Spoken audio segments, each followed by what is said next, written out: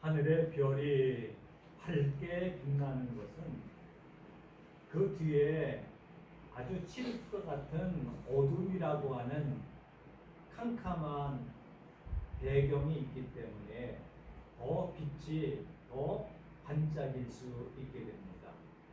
도시에서는 하늘을 바라봐도 불빛들이 많기 때문에 그렇게 크게 별들을 많이 볼 수 없지만 아주 시골 같은데 캄캄한 때에 캄캄한 밤중에 하늘을 바라보게 되어지면은 별이 막 쏟아지는 것 같잖아요. 너무나도 광경이 아름답습니다.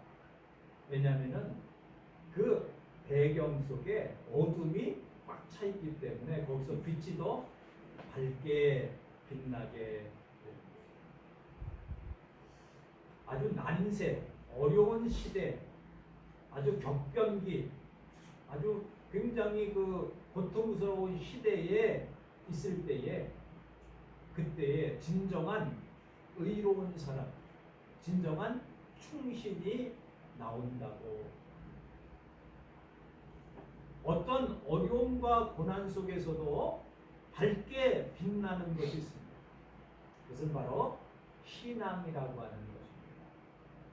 오늘날도 세상에 여러 가지 어려움과 고난이 많이 닥친다 할지라도 그것을 통하여서 더 큰, 더 빛을 내고 더 신앙의 진가를 나타나는 것입니다. 우리가 예전에 어렸을 때에 그때는 좀 여러분들은 우리 권사님들은 더 어려웠고 힘들었을 때지 않습니까? 아주 살기가 어려웠습니다. 먹고 살기가 어려웠죠. 경제적으로도 어렵고 쌀밥 제대로 먹을 때가 힘들었기 때문에 그래도 먹을 수 있는 것은 정부미 같은 거, 정부에서 싸놨던 거 방출하면서 그런 정부미들을 먹을 때 맛이 별로 없습니다. 그러면 더 많은 고생들을 많이 하셨어요. 그럴 때에 한국 교회가 부흥했습니다. 한국 교회가 커지게 됐습니다. 한국 교회가 번성해졌습니다. 왜? 어렵죠. 힘들죠. 고통스럽지요. 먹고 살기 어렵지요. 또 정치적으로도 굉장히 압박을 받지요. 뭐 독재같이 막 직진 누르지요. 그러니까 어떻게 합니까? 하나님 살려주세요. 하나님 좀 먹을 것 좀 주세요. 하나님 좀 잘 살게 해주세요. 하나님 좀 자유롭게 해주세요. 하나님 좀 평강하게 해주세요. 열심히 기도하고 부흥회하고 이러면서 한국교회가 막 번성했어요. 근데 지금은 뭐 먹고 살만합니다. 전에는 교회에 가야만 이렇게 환등기 있잖아요. 하나씩 딱 넣고 교회에 가야만 남녀간에 이렇게 만날 수 있는 장소가 되어지고 교회에 가야만 마음껏 찬송도 부르고 복음성가도 하고 막 이럴 때였어요. 그러니까 먹고 살기 어려우니까 교회 오면 교회에서도 구제도 좀 하고 그럴 때 교회가 번성을 했어요. 근데 이제 아쉬울 게 별로 없어요. 그러니까 신앙이 자꾸만 그래서 굉장히 어려운 게 뭐냐라고 할 때에 풍족할 때에 더 조심해야 되고 더 신앙이 깨어 있어야 돼요.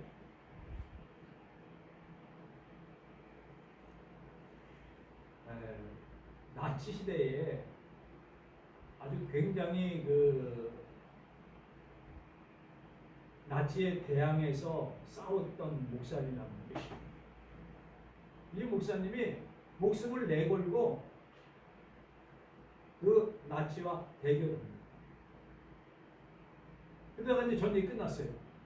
그래서 목사님 너무나 좋겠습니다. 그게 아닙니다. 이제 이렇게 평안했을 때에 사람들이 그런 마음을 갖지 않고 나태할까봐 더 그것이 더 무섭습니다. 라고 얘기해요. 나치는 무섭지가 않은데 그것을 너무나 이제 자유가 되어져 그 자유를 가지고 잘못된 길로 갈까봐 그런 신앙의 경각심을 갖지 않을까봐 더 두렵습니다. 라고 얘기했다는 거죠. 풍요로울 때에 그때가 문제입니다. 며칠 전에 그 포도를 키우는 장로님을 잠깐 봤어요. 근데 바람이 불면은요, 이게 포도 이게 넝쿨 있잖아요. 이게 그게 벌써 바람이 불면은 더 세게 붙잡고 있는데, 물론 이렇게 잡아내주기도 합니다만은 바람이 조금만 불면은 얘가 바짝 해가지고 그걸 꼭 잡고 있어요. 왜? 아니 그 식물이 뭘 그렇게 똑똑하겠어요. 근데 바람이 불면 자기가 쓰러질까봐 넝쿨을 더 뻗어서 이렇게 볼 받아서 그 철사를 막 붙잡고 있대. 아 바람이 많이 불겠구나. 살려고. 또 포도나무가 열매를 잘 맺으려고 하면요, 그냥 무작정 걸음을 주면 막 번져나가면 안 되는데 좀 힘들게 만들어야 됩니다. 그래서 성장 포인트하고 열매를 맺는 거하고 달라야 되는 거예요. 성장만 계속하면은 열매를 맺어지를 않으려고 되는데, 그러면은 걸음도 좀 덥게 주고 뭐 이렇게 앞조건을 가지고 하면 아 나도 번식을 해야 되겠다. 그래가지고 포도 열매에다가 자꾸만 투자를 한대요. 영양을 갖다가 더 많이 준대. 왜? 열악한 환경 가운데 나도 번성해야 되기 때문에. 저도 들은 얘기입니다. 그러니까 우리가 편안하다고 다 좋은 게 아니에요. 어렵고 힘들 때에 그때에 우리가 어떻게 할 것인가, 그게 이게 기독교에서 고난의 문제입니다. 우리가 삶 속에서 어려움과 고통과 이런 것들이 다 복합되어 있어요. 그런 가운데서 우리가 어려움 가운데서 우리의 신앙이 더 빛이 나는 거예요. 그래서 우리의 마음이라고 하는 것이 어떻습니까? 호수와도 같다고 그러지 않습니까? 그래서 돌을 던지면 파도가 이렇게 파장이 일어나요. 그 말은 우리가 여러 가지 문제가 생겼을 때에, 고민되는 문제가 생겼을 때에, 절망 가운데 부닥쳤을 때 우리 마음이 요동이 됩니다. 이렇게. 어떡할까? 걱정, 근심이 막 생기고, 그럴 때에 이것을 편안하게 해줄 수 있는 것이 무엇인가? 이것을 어떻게 해결해 나갈 수가 있을까? 문제 없는 사람이 어디 있겠습니까? 다 있습니다. 초등학교 다니는 손주들 문제 없을 것 같지요? 고민이 많습니다. 아니, 지금 것들이 엄마 아버지가 다 먹을 거 입을 거 다 됐는데 무슨 고민이야? 이렇게 생각할 때마다 아이들은 아이들 나름대로 고민이 정말 많고 힘들고 애쓰는 그런 모습들이 있습니다. 이런 가운데서 우리는 신앙으로, 믿음으로 그때에 내가 하나님을 잘 믿는가 믿지 못하는가가 다 드러나게끔 되어 있습니다. 제일 어려울 때 누구를 먼저 찾느냐? 아이들은요, 엄마를 먼저 찾아요. 엄마 해결해 주세요. 우리는 어려울 때 누굴 찾습니까? 엄마 아버지가 돌아가셨는데 누굴 찾지?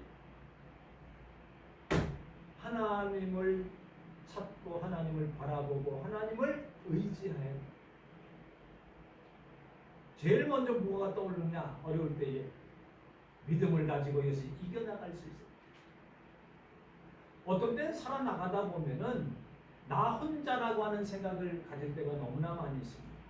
외롭다. 나를 도와줄 사람이 하나도 없다. 나밖에 없다. 힘들다. 이렇게 이러한 상황에 처해 있을 때가 있게 될 때도 있습니다. 죽음이라고 하는 것이 질병이라고 하는 것이, 가난이라고 하는 것이 나를 엄습되어서 더 이상 도망가지 못할 만큼 그런 코너의 절벽 가운데 낭떠러지기 밑에 서 있을 그런 경우도 있습니다. 이럴 때에 우리는 어떻게 이것을 극복해 나가고 이루어 나갈 수가 있겠습니까? 오늘 본문의 말씀을 통하여서 우리가 하나님의 충성되고 하나님 앞에 바로 서고 하나님을 전적으로 의지해야 된다라고 하는 것을 오늘 성경의 말씀에 주고 있습니다. 오늘 본문의 말씀에 보면 이렇습니다. 사도 바울이 이스라엘 백성들이 잘못하고 잘못된 길로 나갈 때에 하나님께서 이스라엘 백성들을 에게 노하시고 분노하시고 저들에게 외면한 것 같이 보여줬습니다. 그런데 바울은 말하기를 이스라엘을 버리셨느냐? 안 버리셨다. 왜? 그 악하게 노는 이스라엘 민족들, 하나님의 택한 백성들, 아브라함의 씨요, 그 다음에 그 야곱의 자손들, 하나님께서 그들을 번성한 하나님 백성으로 삼으셨는데 하나님을 떠나고 자기 입속대로 살아가요. 그렇지만 하나님께서 버리시지는 않으셨다라고 하는 것을 강조하는 거예요. 그럼 이스라엘의 상황이 어떠한가, 그들의 모습이 어떠한가를 오늘 성경에서 볼 때에 엘리야도 그렇고 모세도 그렇고 다윗도 그렇듯이 이스라엘이 하나님의 제사장들을 죽여버렸다. 엘리야 시대, 엘리야를 예를 들어서 말합니다. 이스라엘 백성들이 하나님의 제사장들을 죽여버렸어요. 그리고 바알과 아세라를 섬기게 됩니다. 제단을 허물어뜨립니다. 이스라엘이 엉망진창이 되었습니다. 오늘 성경 말씀 그대로 말씀드리면은 이스라엘 엘리야가 하나님 앞에 이야기합니다. 하나님, 이스라엘이 주의 선자들을 죽였습니다. 주의 제단을 헐어버렸습니다. 온 이스라엘이 다 우상의 덩어리로 변해버렸습니다. 하나님을 섬기지 아니하고 바알과 아세라를 섬기면서 저들 하나님 백성들을 제 제사장들 다 잡아 죽이고 제단을 다 헐어버리고 바알 신당 아세라 목상을 세워놓고 거기에 절을 하고 박해하고 지금 다 죽을 지경에 있습니다. 모든 사람들이 다 바알과 아세라에게 무릎을 꿇었는데 나 혼자만 남았습니다. 내 목숨을 또 죽이려고 합니다. 이 엘리야가 얼마나 다급했습니까? 하나님, 로뎀나무 아래서 나는 내 사명 다 했으니까 날 데려가 주세요 라고 하나님께 호소합니다.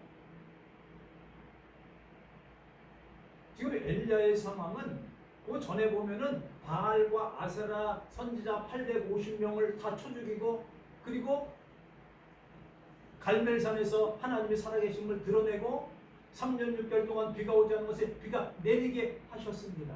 엘리야를 통하여서. 그러면 이제 하나님의 위대하심을 나타내야 될 텐데 이세벨이 특별히 아합의 부인 왕후인 이세벨이 엘리야를 죽이려고 쫓아옵니다. 엘리야는 이제 갈 데가 없습니다. 하나님, 나는 홀로입니다. 나밖에 없습니다. 이제 나는 어떻게 합니까? 지금 그 어려운 상황 가운데서 끝까지 남으려고 애썼던 사람이 엘리야입니다. 자기 나름대로. 나는 끝까지 하나님의 명령을 따라 살아나가야 되겠다. 그렇게 살았던 사람. 어떻게 보면은 충성스러운 끝까지 신앙의 지조와 절개를 지킨 위대한 끝까지 남아있는 사람이 엘리야. 그런데 하나님께서 이렇게 얘기해요. 그 4절에 보면 하나님께서 대답하시기를 내가 나를 위하여 바알에게 무릎 꿇지 아니한 사람 7,000명을 남겨두었다. 생각보다 많네. 나 혼자인 줄 알았더니 나와 같이 바알과 아사라에게 절을 하고 무릎 꿇지 아니한 사람이 7,000명을 남겨두셨네. 하나님이 이스라엘을 싸그리 멸망시킬 것 같은데 그러지 않으셨네.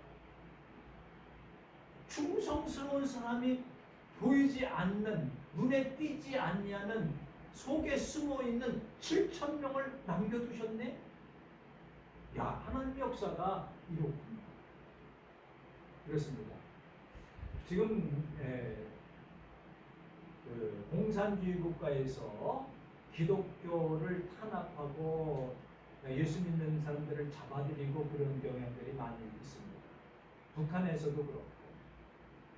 근데 다 지하에 들어가서 지하 교회에 몇 명씩 모여서 예배를 드리고 성경을 구해서 그것을 읽고 끝까지 신앙을 지키는 사람이 있다는 거예요. 공산지하에서, 북한에서. 저희 아버님 박재춘 목사님이 쿤밍 곤명에 있는 운남대학교에 유학을 간 적이 있습니다. 그것은 중국 선교를 위해서 가신 거예요. 그때는 신혼조회가 있고 그러기 때문에 목사로서는 갈 수가 없기 때문에 유학생으로 가기 위해서 방송통신대학교를 다니셨어요. 제가 알기로는 64세에 졸업을 하셨어요. 한 10년 다니셨어요. 방송통신. 그래서 유학생으로 운남에 있는 운남대학교, 지금은 본명이라고 되죠. 쿤밍. 거기에 기숙사에 있으면서 선교를 하는데 다들 지하 루트를 통해서 교회들이 있어요. 각 묘족이라든가 각 족속 속에 거기 가서 선교를 하셨거든요. 겉으로 보기에는 그런 것 같지만 속에서는 끝까지 신앙을 지키려고 하는 사람이 있어요. 북한 선교회도 마찬가지입니다.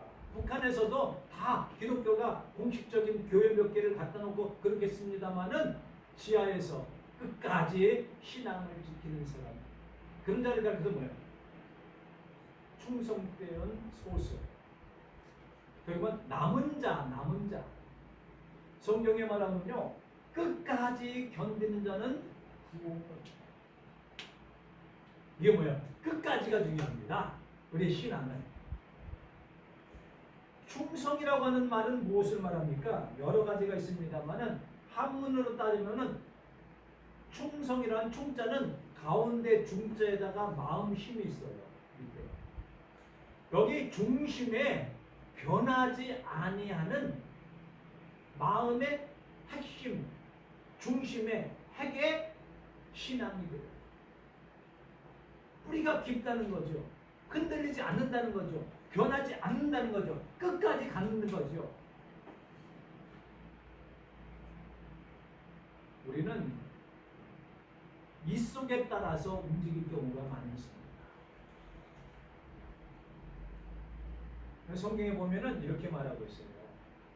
오늘 본문의 말씀에 보면은 다윗이 한 말씀을 보게 되면 그들의 밥상이 올무와 덫과 거치는 것과 도움이 되는 것이 되었다. 이스라엘을 가리켜서 말하고 있는데 그것은 무엇을 말하냐면 자기 이성만 차리는 거예요. 자기 이성을 차릴 때 어떻습니까? 이익에 따라서 움직여요. 여기 이익이 내게 이쪽이 이로운 것 있고 소득이 있다 그러면 이쪽으로 더 속해요. 내가 손해를 본다 그러면은 이쪽으로 안 가요. 그게 옳든지 옳지 않든지 간에 그게 문제가 되질 않습니다. 자기 이 속에 따라서 편을 쓰는 겁니다.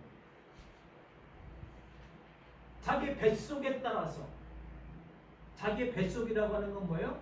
자기의 욕심에 따라서, 자기의 사욕에 따라서 움직이는 거예요. 근데 충성된 사람은요, 배반하지 않습니다. 끝까지 갑니다. 목숨이 내게 다가온다 할지라도 그것을 외면하지 않고 목숨을 받아들입니다. 죽음을. 그런 사람이 충성된 사람. 이랬다 저랬다 하는 사람은 충성된 사람이라고 할 수가 없습니다. 당시에 이스라엘은 어떻습니까? 자기 뱃속만 차렸어요.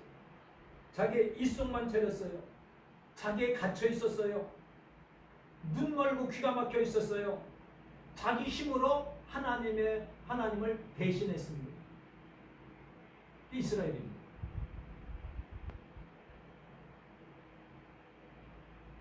그런데 모든 사람이 다 그렇다 할지라도 거기서 남은 자가 있습니다. 끝까지 견디는 자가 있었어요. 끝까지 하나님께 충성하는 자가 있었습니다. 그래서 끝까지 남겨둔 소수라고 하는 충성된 사람인데 그 사람들은 어떻게 해요? 일편단심으로 삽니다. 일사각오의 신앙으로 삽니다. 한 번 죽는 거 주님을 위해서 죽겠다. 일편단심, 내 마음은 오직 하나님께 있다. 나는 어떤 곳에도 무릎을 꿇지 않는다. 하나님 앞에서만 무릎을 꿇는다. 성경은 뭐라고 말합니까? 많은 사람들이 있지만 그 중에서 하나님의 선택을 받은 사람.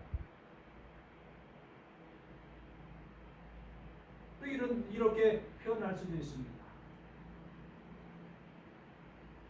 하나님에 대한 확신이 없어서는 포기해버리고 맙니다.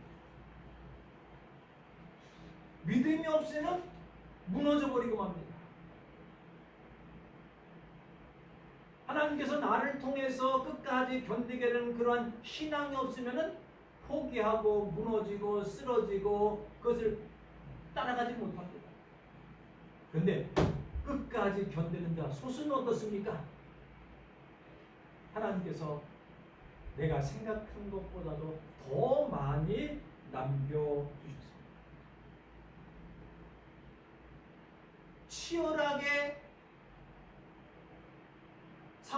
치열한 상황에 닥치면서도 끝까지 충성을 잃지 않습니다.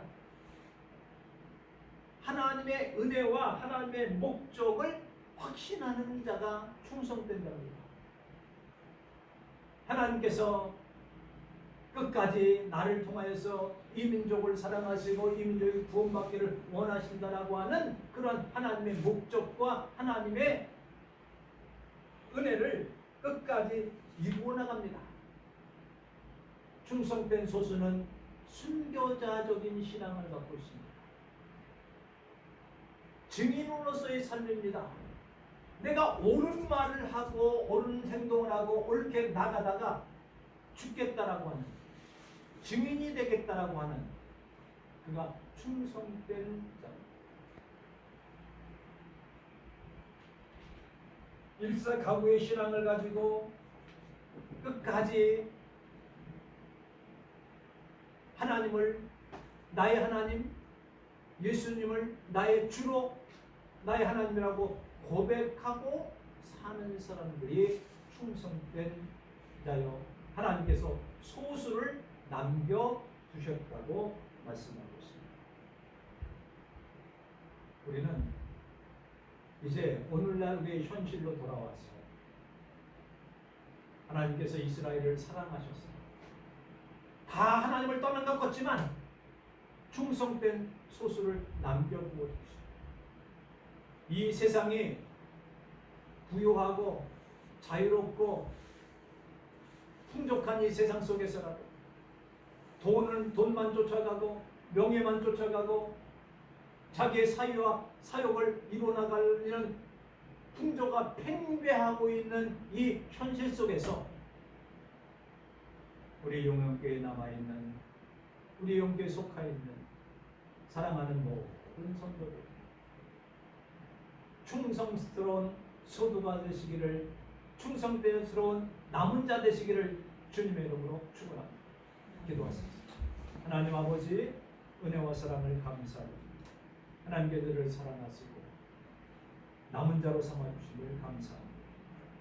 이 세상 사람들이, 또한 모든 사람들이 사리사욕을 하고 자기중심적으로 자기만 쳐다보고 자기에 갇혀있고 자기 뱃속과 자기 입속에 따라 귀 막히고 눈 멀고 자기 힘으로 하나님 것처럼, 하나님 된 것처럼 사는 이 시대 속에 우리는 끝까지 권력과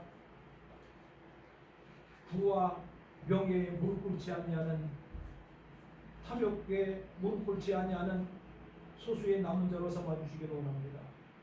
끝까지 충성된 자 되기를 원합니다.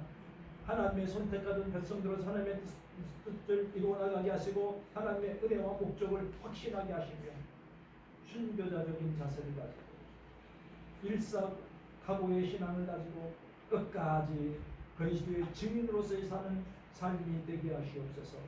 주 예수 그리스도의 이름으로 기도드리옵나이다. 아멘.